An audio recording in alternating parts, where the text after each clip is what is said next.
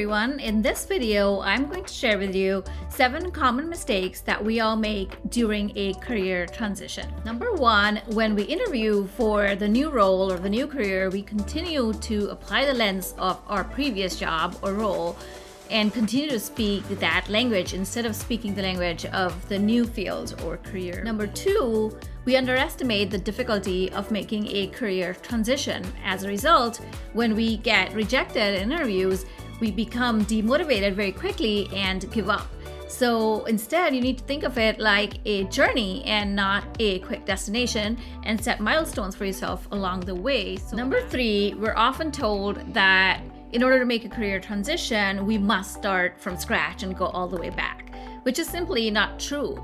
You could start where you are, take the skills you have, and build up from there. Number 4, we get so focused on hiding our past experience, assuming that it's totally unrelated to the new career or field, that we forget to highlight the strengths and the skills and experience that we have already gained that is applicable to the new role. Number 5, we don't have or we don't create a career transition map, which you can do with the help of a mentor or a coach that really clearly guides you on the path to your desired career and the steps you can take in order to get there.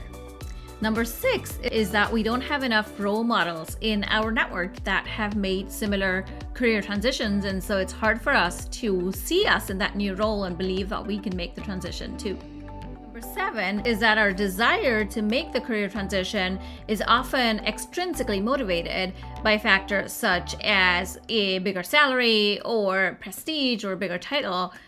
And the challenge with that is that we don't control these factors.